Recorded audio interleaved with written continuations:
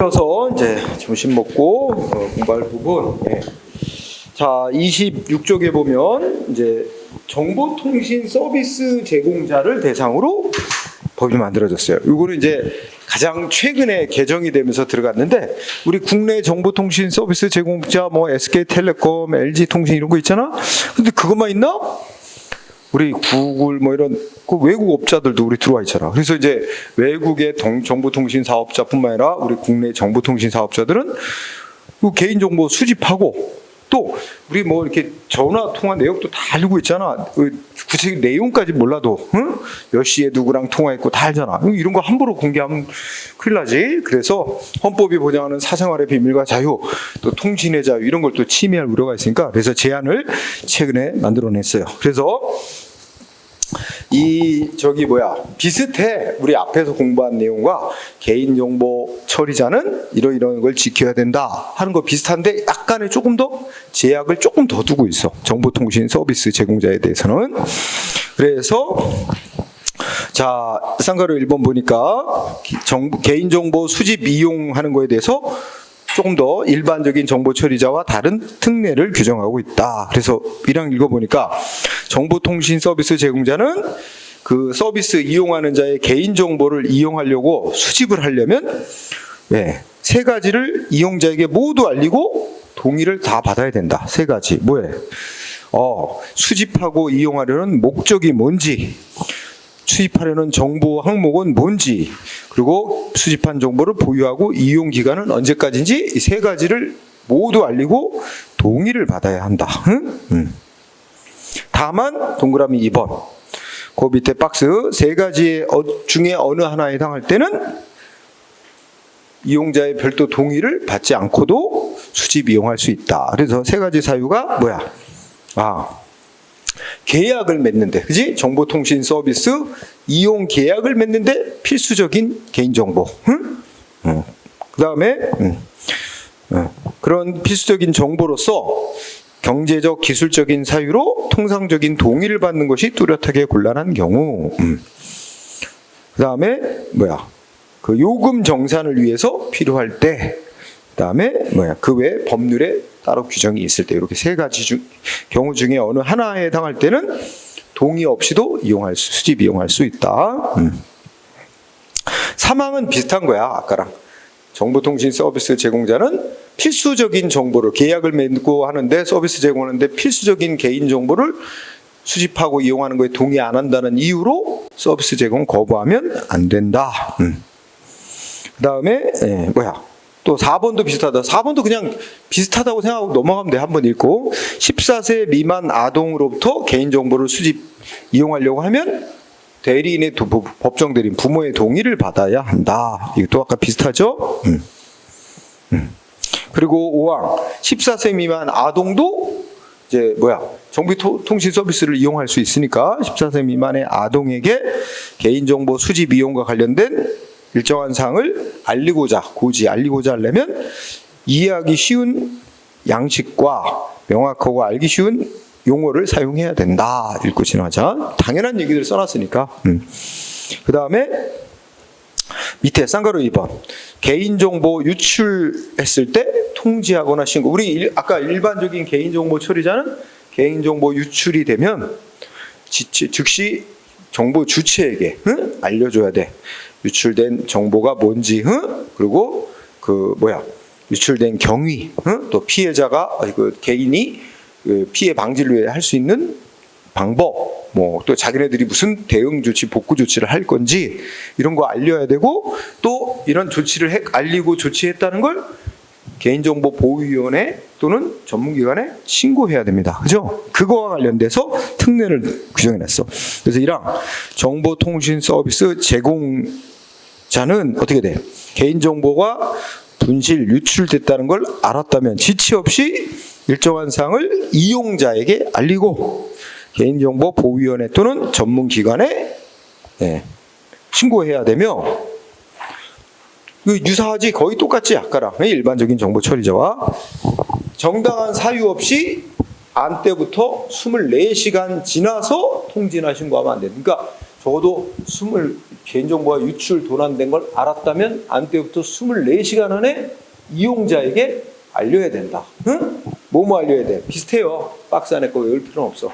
유출된 정보 항목이 뭔지, 응? 발생한 시점은 언젠지, 이용자가 할 수 있는 조치는 뭔지, 정보통신 서비스 제공자가 무슨 조치를 했는지, 할 것인지 이런 걸 알려야 된다. 비슷한 목록이에요. 근데 여기는 하나가 추가된 게 24시간이라고 딱 못 박은 게 특례야. 그죠? 응? 4시간 이내. 그거를 유의하고요. 그 다음에 쌍가로 3번. 이건 뭐 특별한 건 없다. 당연한 얘기. 정보통신 서비스 제공자 등은 이용자의 개인정보를 처리하는 자를 최소한으로 해야 된다. 그러니까 자기가 수집한 정보를 다른 업자한테 또 뭐 넘겨주고 또 뭐 가공하고 뭐 이렇게 하도록 할 때 최소한 범위로 해야 된다. 그런 뜻이니까 넘어가고, 그 다음에 쌍가로 4번. 개인정보를 파기할 때, 수집한 개인정보를 파기하는 것에 관련해서 1번. 자, 우리도 그런 거 있지. 어디에 가입해 있고 아예 탈퇴는 안 하고 그냥 이용은 안 하고 넘어가는 경우도 있잖아. 그런 것처럼 거기 첫째 줄, 정보통신 서비스를 1년 동안 이용하지 않는 이용자의 개인정보를 보호하기 위하여 개인정보를 파기하는 등 필요한 조치를 취해야 된다. 그러니까 여기도 1년이라는 기간, 이런 걸 좀 유의해 두고, 다만 제약이 있지. 그 1년이라는 기간과 다르게 다른 법령에서 정하고 있거나, 또는 이용자가 1년 동안 이용 안 했지만 좀 더 놔둬주세요. 네, 또 이용할 가능성도 많아요. 이렇게 이용자가 요청하면 그러면 또 1년으로 하지는 않는다. 이런 얘기죠. 그에 따른다. 그 다음에 2항에 정보통신 서비스 제공자 등은 앞에서 말한 원칙적으로 따지면 1년. 1년의 기간이 끝나기 30일 전에 당신 지금 1년 가까이 서비스를 이용한 내역이 없으므로 당신이 가입하느라고 제공한 이런 개인정보는 파기하려고 합니다라는 걸 알려주래, 이용자한테. 그래서 이용자가 그래? 그러면 뭔가 알아서 파기하세요 할 수도 있고, 그지? 아닙니다, 나 이용할 거니까 놔두세요, 이렇게 이제 의사 표현을 할 수 있도록. 그래서 그 기간 만료 전 30일 전까지, 이게 유의지. 그거를 이용자에게 미리 통지를 해야 한다. 그 다음에 쌍가로 5번은 이용자의 권리 등에 대한 특례. 이건 특별한 건 없어. 1번, 이용자는 정보통신 서비스 제공업자에 대해서 언제든지 자기가 제공한 개인정보를 어떻게 하래? 철회할 수 있다. 수집 이용하는 거 동의한 걸 철회할 수 있다. 그러면 정보통신 서비스 제공자는 이용자가 동의를 철회하거나, 또는 우리가 앞서 봤던 나에 관한 정보를 열람시켜달라. 또는 정정해달라고 요구하는 방법을 개인정보 수집하는 방법보다 쉽게 해야 된대. 쉽게 해야 된다. 이거 생각하니까 내 개인적인 일이 있는데, 내가 이제 카드를 두 가지 종류 카드를 주로 쓰거든. 왜냐면 카드는 너무 분산해서 쓰면 별로 이익되는 게 없다는 거지. 그러니까 어느 회사의 카드, 어느 금융기관의 카드를 집중해서 써야 포인트가 쌓이고 나중에 대출을 받거나 뭐 할 때도 거기 이제 그 점수가 가산돼서 지금 그 이자율도 낮게 매겨지고 등등 여러 가지 장점이 있는 거야. 그래서 분산해서 안 쓰려는데, 그때 또 하나의 카드를 언젠가 또 만들었어. 전화가 왔는데 막 이렇게 만들려고 또 막 꼬시는 거야. 그래서 내가 나 기존에 2개 이용하는 걸로 충분한데, 그랬더니 그래도 뭐 저쩌고. 나는 또 무슨 생각을 했냐면, 그때만 해도 우리 와이프가 거기 대형 마트, 대형 매장 있지, 그 홈플러스 이마트 말고 미국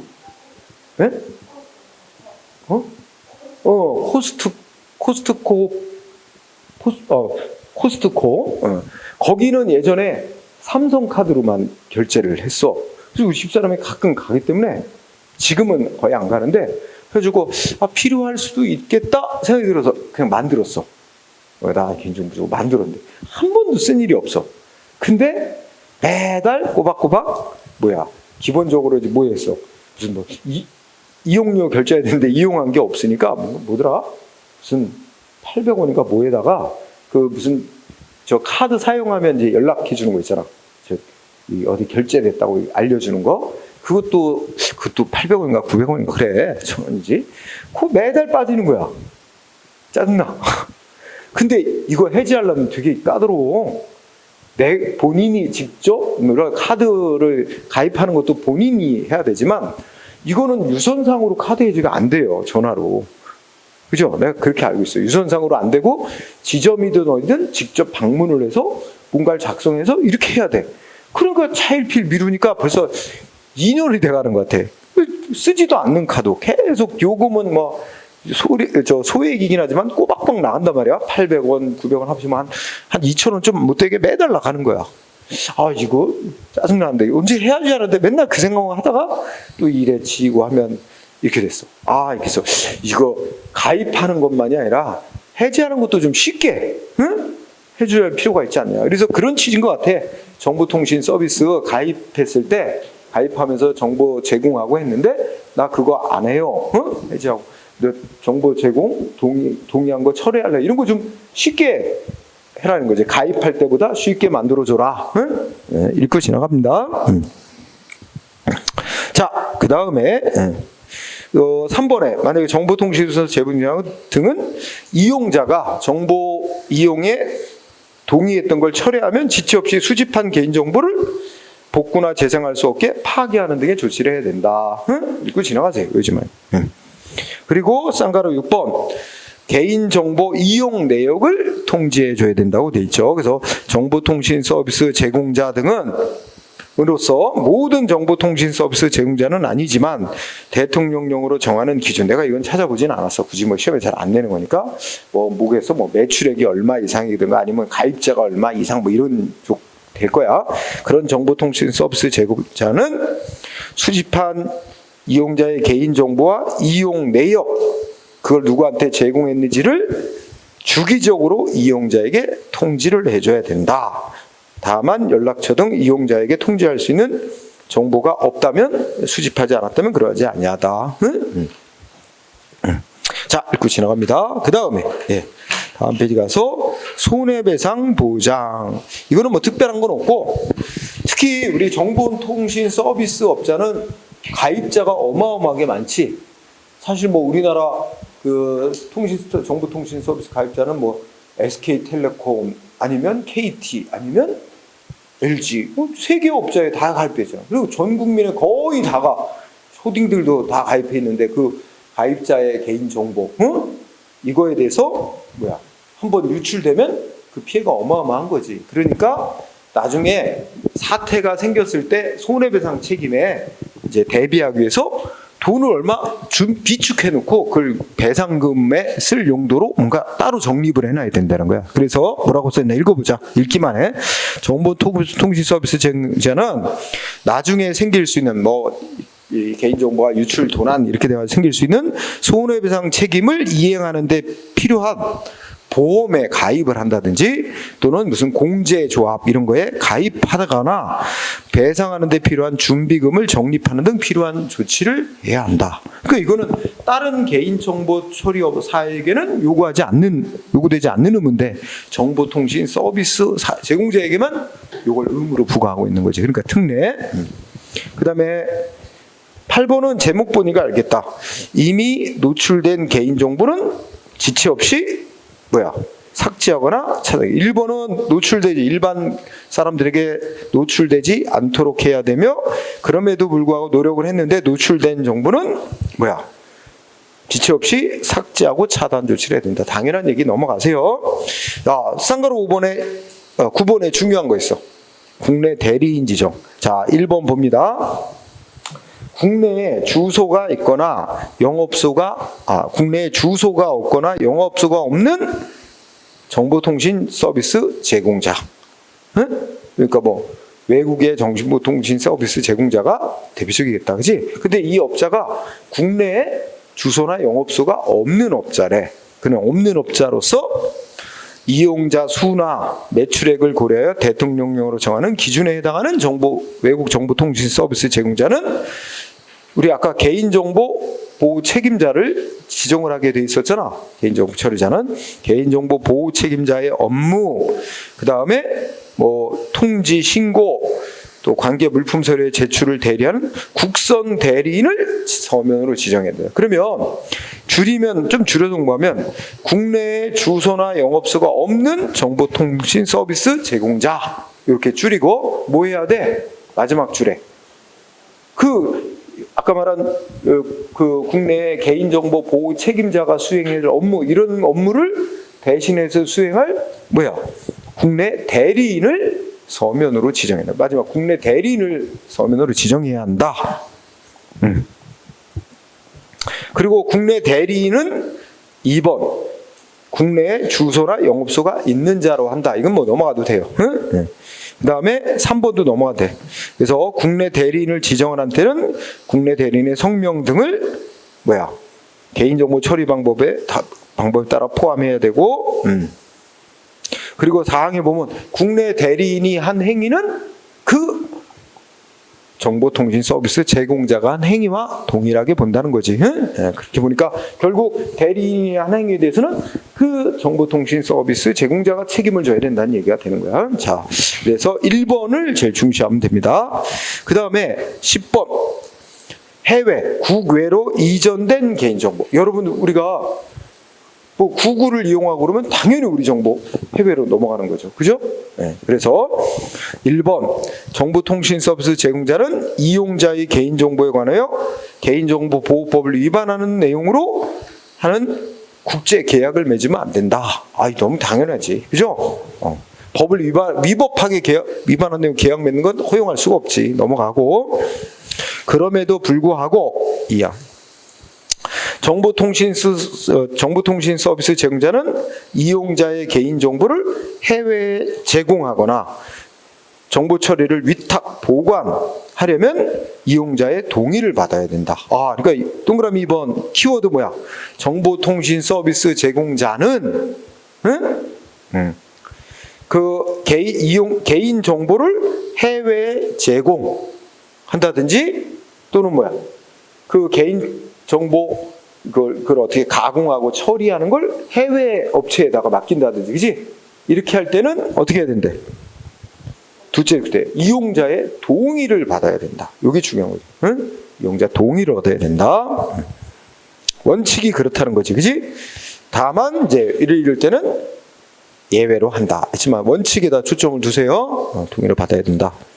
그리고 사항은 읽고잖아요. 동의를 받을 때는 이러이러한 사항을 사전에 이용자에게 다 알리고 동의를 받아야 된다. 넘어가고 뒤로 갑시다. 그 다음에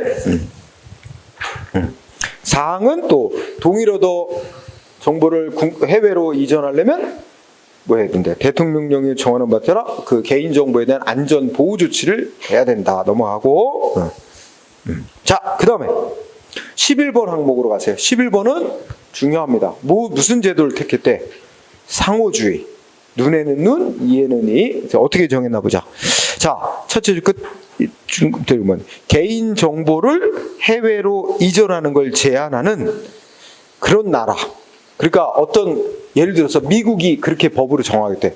자기네 나라의 국민들 개인의 정보 우리나라로 이전하는 거 금지하고 있는 나라야라고 치자, 미국이. 그럼 우리도 그렇게 한다는 거야. 그래서 자기네 나라 국민의 개인 정보를 국외 해외로 이전하는 걸 제한하는 국가의 정보통신 서비스 업자가 우리나라의 국민 개개인들의 정보를 수집했단 말이야. 그러면 그것도 그 나라에 못 보내게 하는 거지. 똑같이 우리도 그렇게 한다. 그래서 그 나라 해당 국가 수준에 상응하는 제한을 할 수 있다. 다만 그 나라하고 별도의 조약을 맺었다든지 또는 그 밖에 국제 협정을 이행하는 데 필요한 경우에는 예외로 하지만 어쨌든 이 상호주의를 채택하고 있다는 항목 중요. 자, 그 다음에 12번은 정보통신 서비스 제공자에 대한 규정을 쭉 뒀지만 결국 뭐야? 방송사업자에 대해서 앞에서 말한 규정을 다 적용한다는 뜻입니다. 응? 준용한다는 건 똑같은 규정을 또 만드는 중복해서 규정하는 것 대신에 그냥 한마디로 준용한다 그러면 다 동일하게 적용한다는 그런 조문 만드는 방법 중에 하나입니다. 준용한다, 동일하게 적용한다는 거예요. 자, 그 다음에 13번 과징금. 자, 1항 읽어볼까? 개인정보보호위원회는 정보통신 서비스 제공자에게 아래에서 말하는 7가지 항목 중에 어느 하나에 해당하는 위반 행위가 있는 경우에는 그 업자의 위반한 업자에게 매출액의 3% 이하에 해당하는 금액을 과징금으로 부과할 수 있다. 응? 매출액의 3%. 응? 우리 아까 그 정보통신 서비스 제공자가 아닌 그 정보 처리자에게는 과징금 얼마 부과했지? 매출액의 5%로 알고 있는데? 응? 아니었어요? 응? 우리 국내 그 정보통신 서비스 말고 서비스 제공자 말고 과징금 저기 23쪽에 보면 아니구나. 자, 거기 23페이지 다시 펴봐. 거기에 과징금 부과 등 해놓고 개인정보 처리자가 요거는 주민등록 얘기다, 그치? 개인정보 처리자 주민등록번호 유출 도난, 훼손, 5억 이하의 과징금을 부과하는데, 자, 2항 과징금 납부기한까지 안 내면 뭐야? 6% 이자입니다. 어쨌든 5억 원 이하였다, 그지? 근데 여기는 액수를 5억 단위로 딱 안 하고 매출액의 3% 이하, 그지? 그러면 매출액이 1,000억이면 얼마야? 매출액이 1,000억이면 30억. 그치? 3%. 30억까지 과징금 부과할 수 있는 거지. 그치? 네. 조 단위면 어마어마하겠다, 과징금. 그죠? 자, 그래서, 정보통신 서비스 제공자가 뭐 법 위반 행위를 하면 하여튼 매출액의 3%, 응? 3% 이하의 과징금을 부과할 수 있도록 하고 있고, 그 다음에, 동그라미 2번 맨 끝에 가면 그러니까 이제 매출액이 정확히 얼마인지 모를 때는 어떻게 된대? 여러 가지를 고려해서 셋째 줄에 보면 재무제표 등 회계자료, 가입자 숫자, 이용요금 등 자료를 근거로 해 매출액을 추정을 할 수 있는데 다만 여기 매출액이 없거나 매출액 산정이 곤란한 경우는 얼마 안 돼? 4억 이하의 과징금 이렇게 정해. 그러니까 정보통신 서비스 업자가 이 법을 위반하는 행위라면 매출액의 3% 이하의 과징금을 부과할 수 있는데 매출액이 없거나 매출액을 산정하기 곤란할 때는 뭐야? 4억 원 이하의 과징금을 부과. 응? 이렇게 두 개 갑니다. 자, 그 다음에 뒤로 갑니다. 자, 그 정도 내면 되고 뒷부분에 이제 개인정보 분쟁조정위원회로 갑니다. 개인정보 분쟁조정위원회. 자, 1번 설치 및 구성해가지고 자 1항만 공부합니다. 자, 말하자면 개인정보에 관한 분쟁을 조정하기 위하여 개인정보 분쟁조정위원회를 둔다. 응? 한 줄이면 충분. 그 밑에 막 길게 나오잖아. 뭐 보면은 몇 명으로 구성하고 임기가 얼마고 이런 거는 우리 국가직 지방직 시험에는 거의 안 냅니다. 어디서 내느냐? 순경 시험에서. 근데 이게 굳이 안 해도 돼. 응? 그러니까 1항만. 근데 이거는 어디 소속 이런 거 없어요. 그냥. 근데 이름을 중에 개인적 뭐 하는 역할 하는 거야? 분쟁을 조정하는 역할 하니까 이름이 뭐로 와야 돼? 분쟁조정위원회. 요거 이제 뒤에 가면 또 무슨 이름의 기구가 나오냐면 개인정보, 아까 있었죠. 개인정보보호위원회. 아까 나왔지? 개인정보보호위원회 어디 소속으로 둔다 그랬어? 국무총리. 근데 여기다가 개인정보 분쟁을 조절하기 위하여 개인정보보호위원회를 둔다. 이렇게 내요. 헷갈리면 안 되지? 이거는 분쟁 조절하기 위해서 개인정보 분쟁 조절. 그러면 미리 지식으로서 뭐가 필요하면 여러분 이거 봐. 어떤 내가 가입한 어떤 기업이 있는데 그 기업이 내 정보를 수집했고 내가 동의했는데 수집해서 보관 잘못하고 유출돼가지고 내가 피해를 입었어. 그럼 뭐야? 소송하고 막 다툴 수 있지? 근데 소송 가면 시간 비용이 많이 걸려. 응? 그래서 소송을 제기할 수는 있는데 소송을 제기하기에 앞서 좀 더 간단한 분쟁 해결 절차로 거칠 수 있도록 만들어. 반드시 이거 거칠 필요는 없는, 의무는 없는데 거칠 수 있도록 만들어 놓은 기구가 개인정보 분쟁조정위원회라는 기구야. 그러니까 우리가 개인정보 때문에 피해를 입은 우리 정보 주체인 개인은 선택할 수 있는 거야. 개인정보 분쟁조정위원회 거기다 조정을 해달라고 먼저 신청을 해볼까? 응? 아니면 나도 그냥 바로 법원에다가 소송을 제기할까? 이거는 선택하는 거야. 마찬가지로 이거 뭐와 비슷한 거냐면 여러분들이 세탁소에 비싼 옷 수선을 맡겼다? 세탁이나 수선을? 근데 어떻게 했어요? 세탁소에서 옷 망가뜨렸어. 응? 비싼 옷인데, 엄청 비싼 옷인데 그거 뭐 다른 물이 들어갔고 망가뜨렸다니. 그럼 뭐 분쟁이 일어나지? 뭐 요구해? 이 옷값 다 물어내라. 응? 그쪽에서는 원래부터 이랬다. 응? 우리가 잘못한 거 없다. 이렇게 서로 분쟁이 날 수도 있고, 응? 아니면 세탁소 측에서 우리 잘못은 있는데 한 절반 정도만 배상을 하겠다. 응? 아니다. 절반이 뭐냐? 전액 다 배상해야지. 이렇게 싸움이 난다. 그러면 결국 무슨 소송 가야 돼? 당사자의 사과에 합의가 안 되면 그걸 어디로 가야 돼? 민사소송. 법원에 민사소송을 제기해서 법원에 판결을 청구해야 돼. 근데 그거 시간 비용 많이 걸려. 그럴 때 우리 어디다가 신청해 볼 수 있어? 그래서 우리나라에 소비자 분쟁조정위원회라고 있어. 이거 역할 내가 비슷한데 말하는 거야. 소비자 분쟁조정위원회에다가 신청하면 돼. 그럼 거기서 알아서 이제 조사하고 거기서 뭐라 하냐면 세탁소 측 잘못이 큰데 또 전액은 좀 그렇고 하니까 미리 또 내가 이 옷주인이 미리 이거 유의해야 됩니다. 뭐 유의사항 이런 겁니다. 미리 알려준 잘못도 조금 있고 하니까 옷값의 80%를 세탁소 측에 배상하는 걸로 이렇게 조정안을 제시.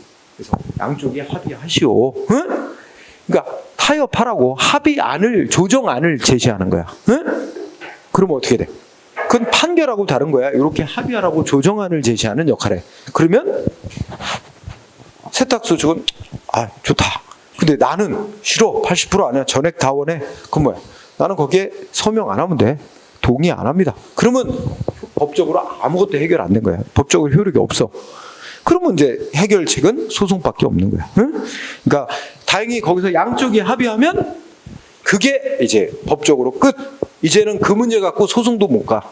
합의한 걸로 모든 법적인 분쟁은 마무리가 된 걸로 치는 그런 게 이 분쟁조정위원회 기능입니다. 응? 그래서 1번만 잘 알아두세요. 네. 그러면 뒤로 가보세요. 자, 그러면 쌍가루 2번 조정 신청 나왔지? 일단 읽어보면 개인정보와 관련된 분쟁을 조정해 주기를 원하는 자는, 이 속에는 개인정보 처리자도 들어갈 수 있고 피해자인 정보 주체도 포함될 수 있습니다. 어느 쪽이든 개인정보 분쟁조정위원회 조정해달라고 신청할 수 있습니다. 특별한 건 없어요. 그리고 2번 어느 한쪽으로부터, 예를 들어 뭐 정보 주체인 피해자 개인으로부터 조정 신청을 받으면 그 가해자인 개인정보 처리자에게 조정 신청 들어왔다고 알려줘라, 이렇게 돼 있는 거고요. 2번은. 자, 그리고 공공기관, 만약에 이 가해자 측이 정보 처리자가 공공기관인데 개인이 이제 조정 신청을 하면 공공기관은 조정에 응해야 된다. 원칙적으로. 그죠? 읽고 지나가세요. 특별한 거 없어요. 그냥 1번 정도 조정을 원하는 자라면 다 신청할 수 있다. 자, 쌍가루 3번 분쟁 조정 있죠? 자, 동그라미 1번. 이거 숫자 안 외워도 될 거야. 뭐냐면, 자, 개인정보 분쟁조정위원회는 조정 신청을 받은 날부터 원칙적으로 60일 안에 심사해서 조정안을 작성해야 된다. 부득이하면 연장할 수 있다는데 꼭 외우지 않아도 돼요. 왜냐면 이런 기간은 반드시 60일 내에 결정해야 된다. 이런 강제 조항은 아니에요.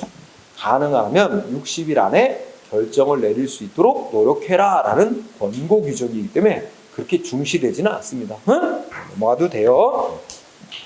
그리고 2번 이 분쟁 조정위나 최종 조정안을 작성하기에 앞서 요렇게 합의하는 게 어떻습니까? 하고 권고도 할 수 있게 돼 있고 합의 권고를 안 따르면 결국 분쟁 조정위가 이렇게 조정하시오 하고 조정안을 작성합니다.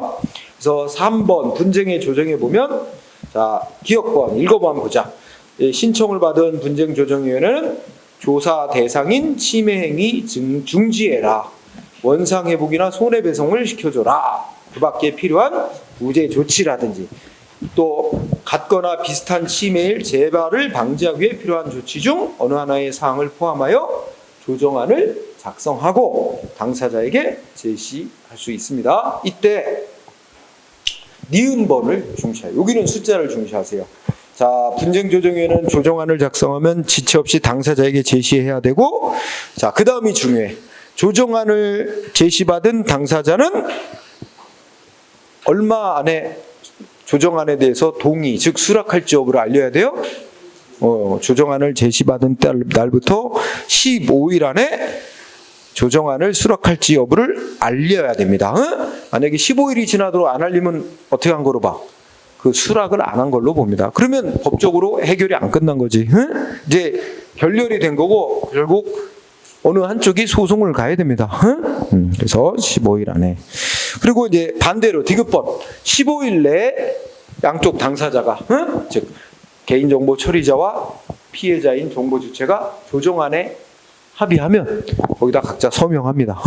그래서 읽어보자. 그 조정 내용을 수락한 경우 분쟁조정위원회 위원장과 양쪽 당사자가 이름 쓰고 도장 찍습니다. 기명 날인한다. 이러면 이렇게 조정안에 기명 날인이 끝나면 이거는 뭐 와봐? 같이 봐. 재판상 화해와 동일한 효력을 갖습니다. 여기서 재판상 화해라는 거는 이런 거지.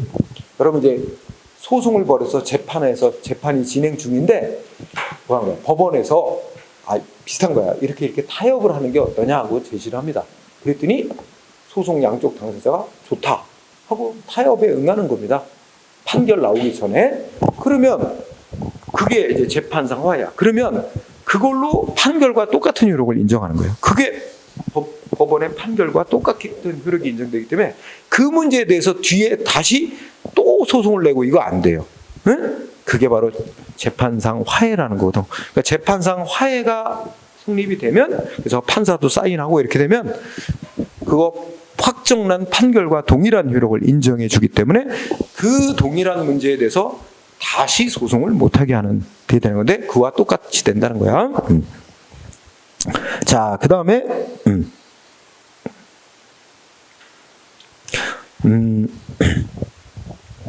자, 조정의 거부 및 중지 이건 넘어가고 자, 그 다음에 5번 집단 분쟁 조정이라고 있지? 요거 매우 중요. 집단 분쟁 조정. 그러면 뭐냐면 자, 집단 분쟁이라는 게 이거지. 자, 어느 개인정보 처리자는 A라는 대기업. 근데 피해자인 정보 주체는 수천 명, 수만 명. 어마어마한 집단인 개인들이 피해를 입은 거야. 응? 그러면 자, 피해자들은 이런 경우가 있지. 개인정보가 유출됐다고 하는데 나 불안하고 하고 한데 어떤 사람은 또 그게 악용이 돼서 많은 액수의 피해를 입은 사람도 있겠지만 대부분은 직접적으로 발생한 피해는 아직은 없어. 그러면 아직 뭐 현실적으로 피해도 안 생겼는데 뭐 이러고 말죠. 근데 뭐 이미 현실적으로 많은 피해를 입은 사람은 소송하고 뭐 이렇게 하겠지만 그죠? 그런데 이 피해를 입은 개개인의 피해액을 따지면 소액이야. 예를 들면 한 10만 원밖에 피해가 안 된대. 그러면 개인들이 10만 원 피해 입었다고 소송? 그게 오히려 더 번거롭고 돈이 더 많이 들거든? 그리고 개개인들은 포기한다고, 안 한다고. 그렇죠? 이런 문제가 있어요. 근데 그걸 1인당 10,000명인데 1인당 10만 원씩 피해를 준 거다. 합하면 얼마가 돼, 총액? 응? 10,000명이 10,000원이면 1억이야. 그다음에 10만 원이면 10억이야. 그러니까 이 많은 그 다수의 피해자인데 소액의 피해를 입힌 경우 전체 액수는 어마어마하게 크단 말이야. 이럴 때 필요한 게, 이럴 때는요, 변호사들이 나섭니다. 변호사들이 나서서 개인들은 나 얼마 안 되는 피해니까 가만히 있으라 하는데 걱정하지 마세요. 이 소송 제기하는 사람 거기다 이름만 쓰고 서명만 해주세요. 다 받아요. 자기가 소송을 다 해요. 응? 그래서 소송 비용도 안 무료. 자기가 이기면 받은 금액에서 자기 변호사비랑 뭐 이거 다 받기로 하고 소송 걸어준다는 거야. 그렇게 해야 합니다, 보통. 응? 피해자로서는 뭐 가만히 있어도 되는 거니까, 그지? 이름만 소송한 걸로 써주는 거니까. 이런 식으로 많이 변호사들이 달려듭니다. 응? 자, 그래서 여기 읽어봐. 자, 기업번 어쩌고저쩌고 첫째 줄 쭉 나갔는데 첫째 끝에 보면 정보 주체의 피해 또는 권리 침해가 다수의 정보 주체에게 똑같거나 비슷한 유형으로 발생하는 경우. 응? 이게 상황이죠? 다수의 정보 주체에게 똑같거나 비슷한 유형으로 피해가 발생하는 경우. 응? 이때 뭐 셋째 줄 대통령령 꼭 외우지 않아도 돼요. 피해자 수가 50명 이상. 응? 네, 넘어가요. 그런 사건에 대해서는 자, 마지막 줄. 아까 말한 개인정보분쟁조정위원회 일괄적인 분쟁 조정을 신청할 수 있다. 응? 일괄적인 분쟁 조정. 그러니까 이게 뭐가 되냐면 어느 한 사람이 예를 들어서 10,000명이 피해자인데 그 중에 대표자로서 1명이 분쟁 조정을 신청. 그러면 거기서 결정이 내려지면 조정안이 작성돼서 합의가 되면 다수의 다른 피해자들에도 똑같은 결정이 내려진 것과 똑같이 인정하는 제도입니다. 응? 그게 집단 분쟁 조정 제도다. 그래서 개인정보보호법은 집단 분쟁 조정 제도를 도입하고 있다는 사실. 1번만 드립다 나옵니다. 응? 1번만. 다른 거는 좀 더 세부적인 거로 거의 안 나옵니다. 그 다음에 또 32쪽 가세요. 거기 아래쪽에 보면 이번에는 개인정보에 관련 개인정보 단체 소송이라고 합니다. 일단 단체 소송을 도입하고 있어요. 단체 소송이란 단체가 나서서 소송을 제기하는 거예요. 응? 단체가 나서서 소송을 해요. 자, 근데 좀 특이한 제도입니다. 자, 읽어볼까요? 자, 시작머리 이렇게 됐지. 일정한 요건을 갖춘 소비자 단체나 비영리 민간단체. 이게 소송을 제기할 수 있는 단체입니다. 일정한 요건을 갖춘 소비자 단체 또는 비영리 민간단체. 요거 밑줄 쳐주고요. 자, 이러한 단체는 아까 뭐였지? 막 정보가 유출돼가지고 10,000명의 피해자가 있다. 응? 그러면 원래 소송은 피해자들이 직접 자기네들이 뭐 10,000명이 한 건에 소송을 할 수도 있어요. 그리고 소송 제기하는 자의 이름에 소송 제기자 그 명단에 자기 이름 다 올려서 전부 10,000명이 한 건에 소송을 제기할 수도 있어요. 응? 네, 그렇게도 할 수 있지만 이제 이 다수의 피해자가 있을 때 이 단체가 수많은 피해자를 대표해서 소송을 내도록 하는 제도입니다. 이 단체는 피해를 입지도 않았어요. 근데 수많은 다수의 피해자들을 대변을 해서 단체가 나서서 소송을 할 수 있도록 만들어 놓은 거예요. 그래서 쭉 읽어 나가 이제 그러면 저쪽 끝에 개인정보 처리자가 집단 분쟁 조정을 거부해. 조금 아까 집단 분쟁 조정 읽었잖아. 집단 분쟁 조정을 응하지 않거나 또는 응했어. 개인정보 분쟁 조정위원회 조정에 응했는데 조정안이 나왔는데 나 거기에 결과 수락 못해. 조정안에 수락 못해서 조정안 결과를 수락하지 않았을 때 이 말 속에는 뭐가 있냐면 단체 소송을 제기하기 위해서는 다수의 피해자들이 생긴 사건일 때 먼저 개인정보분쟁조정위원회 집단분쟁조정이라는 절차를 거쳐야 된다는 겁니다.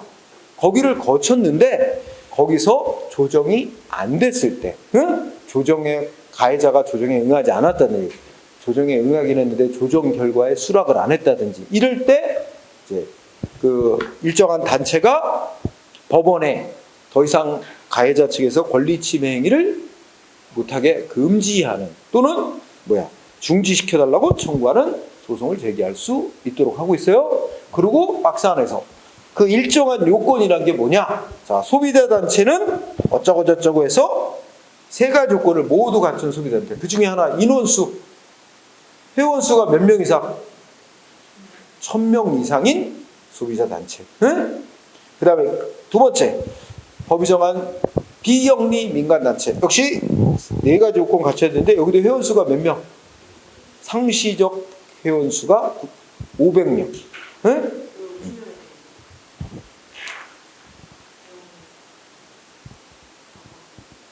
비영리 민간단체? 아니, 다. 상시 구성원수 5,000명. 5,000명. 자, 소비자단체는 1,000명, 비영리 민간단체는 5,000명. 자, 그 다음에 쌍가루 2번 전속관할. 여기 단체 소송에 관한 부분은 다 중요해요. 자, 전속관할이라는 게 뭐는 이 단체 개인정보 관련된 단체 소송을 재판하는 법원은 딱 지정이 돼 있어요. 뭐라고 돼 있어? 자, 단체 소송은 피고가 누굴까요? 피고는 가해자. 누구겠어? 개인정보 처리자지. 즉 피고와 개인정보 처리자의 주된 사무소나 영업소가 있는 곳, 만약에 주된 사무소나 영업소가 없는 경우는 주된 업무를 담당하는 자의 주소가 있는 곳에 지방법원 본원 합의부에 관할. 밑줄. 지방법원 본원 합의부. 누구의 주소지? 피고. 자, 중요한 거. 피고. 그러니까 원고는 저 소송을 내는 측 아냐, 소송을 제기하는 원고 측의 주소지가 아니고 소송의 상대방이 되는 개인정보 처리자 측, 즉 피고의 주소지를 관할하는 마지막 줄 지방법원 본원 합의부에서 재판하게 돼 있다는 거야. 자, 그렇게 정리. 다음 페이지. 자, 쌍가루 3번 한 줄. 단체 소송을 제기하는 원고는 반드시 변호사를 소송 대리로 선임해야만 합니다. 안 할 수 없게 돼 있어. 강제 조항이야. 단체 소송의 원고가 누구냐면 단체겠죠. 아까 일정한 소비자단체 비영리 민간 원고는 변호사를 소송 대리로 선임해야 된다. 그리고 소송 허가 법원에 신청할 때 1번 단체 소송을 제기하는 단체는 소장과 함께 일정한 소송 허가 신청서를 제출해야 된다. 읽고 지나가고 2항 넘어가고, 자, 밑에 쌍가루 보면 소송 허가 신청을 받은 법원은 두 가지 요건을 모두 갖춘 소제기일 때만 단체 소송을 허가한다. 그래서 두 가지 요건을 외우지 마세요. 뭐야? 1호가 중요하지. 반드시 먼저 뭘 거치고 왔어야 돼?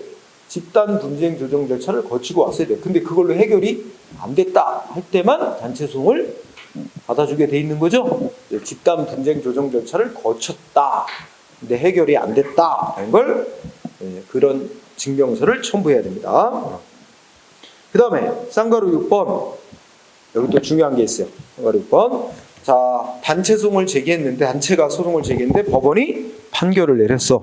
그 판결의 효력은, 자, 원고의 청구를 기각. 여러분 기각이라는, 기각하는 판결을 했지? 기각이라는 거 뭐냐면 기각이 원고의 주장이 맞지 않다는 거야. 그러니까 소송을 제기한 자의 주장을 안 들어주는 패소 판결인 거야.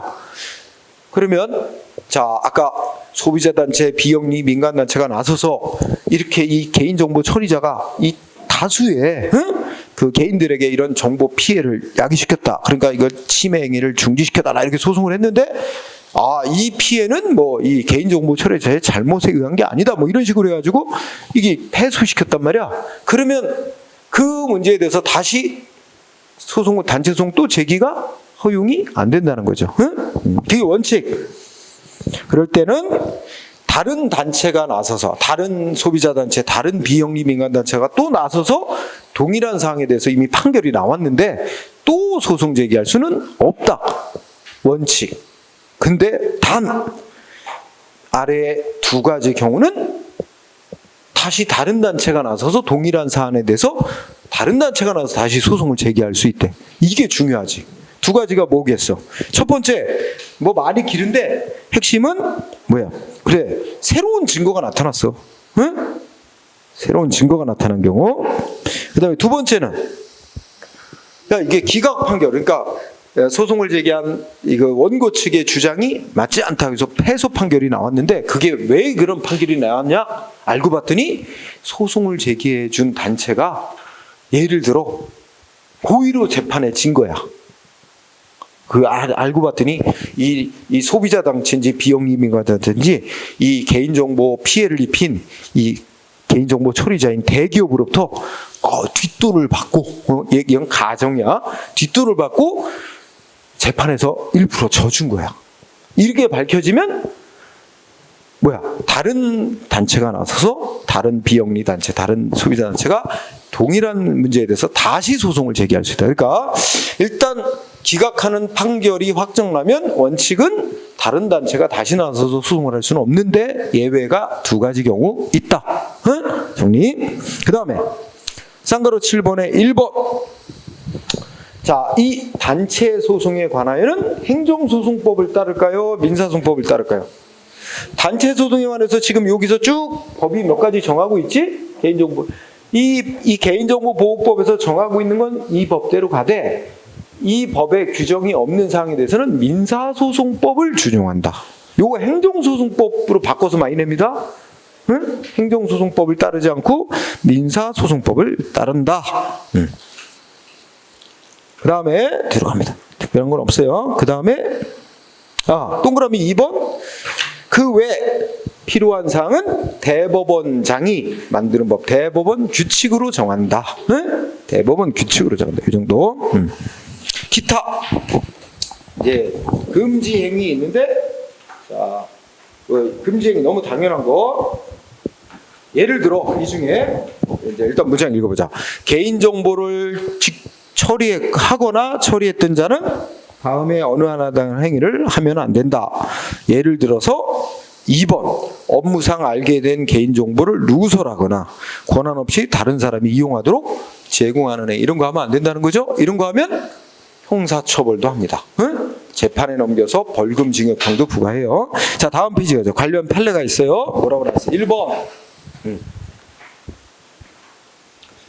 1번에 우리 아까 개인정보를 막 누설하면 안 되게 돼 있죠? 이때 누설의 의미, 1번 판례에서 말하는 누설의 의미는 뭐야?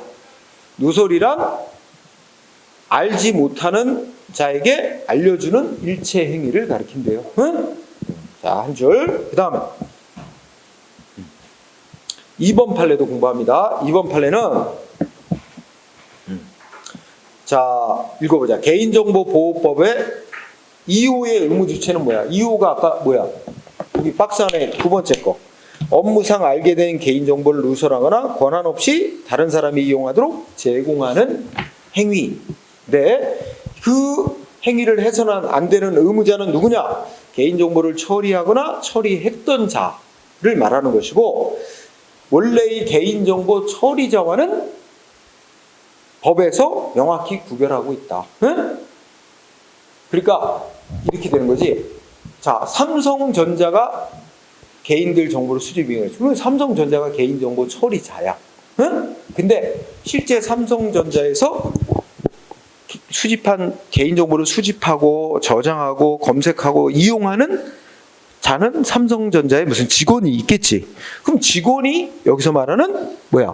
개인정보를 처리하거나 처리하였던 자란 말이야. 응? 이거는 구별하는 거다. 응? 그렇기 때문에 자, 개인정보보호법의 적용 대상자로서 이 개인정보를 처리하거나 처리하였던 자가 개인정보를 누설하거나 함부로 다른 사람에게 권한 없는 자에게 막 넘겨줘서 처벌을 받게 되는데, 형사처벌. 이거는 뭐야? 개인정보 자, 그래서 말하자면 넷째 줄의 앞머리. 개인정보를 처리하거나 처리했던 자는 개인정보 처리자. 다른 말로 하면 업무를 목적으로 개인정보 파일을 운영하기 위해 스스로 다른 사람을 통하여 개인정보를 처리하는 공공기관, 민간기관 등에 한정되는 게 아니라 업무상 알게 된 개인정보를 아까 말한 함부로 누설하거나 권한 없는 자에게 제공한 이런 행위를 한 자까지 다 포함하는 거야. 자, 판결의 핵심은 요거야. 넷째 줄 앞머리에 개인정보를 처리하거나 처리하였던 자. 이게 제목이야. 함부로 알게 된 정보를 누설하거나 권한 없는 자에게 제공하는 행위를 해서는 안 되는 의무가 있는 자. 이거로 개인정보를 처리하거나 처리했던 자 속에는 누구도 포함돼? 개인정보 옆에 개인정보 처리자뿐만 아니라 개인정보 처리자와 그 다음에 또 뭐야? 밑에서 세 번째 쪽 오른쪽 업무상 알게 된 개인정보를 처리하거나 처리하였던 자까지도 포함하는 의미다. 자, 알게 된 개인정보를 누설하거나 권한 없는 자에게 제공하면 안 되는 의무가 있는 자는 개인정보 처리자만이 아니라 업무상 알게 된 정보를 처리하거나 처리하였던 자까지 다 포함하는 의미다. 그러니까 다 형사처벌 대상에 포함된다는 겁니다. 그 다음에 3번 판례도 맨 아래 내려가면 자, 여러 가지 개인정보법 다 이렇게 이제 규정 다 한 다음에 개인정보를 처리하거나 처리했던 자가 업무상 알게 된 개인정보를 누설하거나 권한 없이 제공한 것이라는 사정을 알고 있으면서도 알면서도 영리 또는 부정한 목적으로 개인정보를 제공받은 자라면 그 개인정보를 처리하거나 처리했던 자로부터 직접 개인정보를 제공받지는 않았더라도 결국 개인정보보호법에서 처벌 대상이 되는 개인정보를 제공받은 자에 해당한다. 일단 결론은 포함되죠. 개인정보를 제공받은 자에 해당이 된다. 누가? 그 앞에 길지? 개인정보를 처리하거나 처리했던 자가 업무상 알게 된 개인정보를 누설하거나 권한 없이 다른 사람이 이용하도록 제공한 것이라는 것을 알면서도 이렇게 법을 위반하는 행위였다는 걸 알면서도 영리를 목적으로 또는 부정한 목적으로 개인정보를 제공받은 자. 그러니까 줄이면 알면서도 영리 또는 부정한 목적으로 개인정보를 제공받은 자도 어디에 해당된다고? 처벌받는 개인정보를 제공한 자에 포함이 된다. 이렇게 정리 이제 다 왔습니다. 끝이에요. 자, 우리는 여러분이나 나 우리 개인에 관한 정보가 유출됐다는 걸 내가 먼저 알았어. 그러면 어디다 신고할 수 있어? 1항 외울 건 아니야. 어디다 신고한대? 1번 개인정보 처리자가 개인정보를 처리할 때 개인정보에 관한 권리이익을 침해받은 사람은 이거 외우지 마세요. 개인정보보호위원회에 신고할 수도 있고, 또 이번에 꼭 개인정보보호위원회만 신고해야 되는 게 아니라 지정된 전문기관, 여기가 이제 한국인터넷진흥원이라고 있어. 거기다 또 신고할 수도 있다. 여기 넘어가세요. 자, 들어갑니다. 이제 마지막 페이지. 자료. 그러면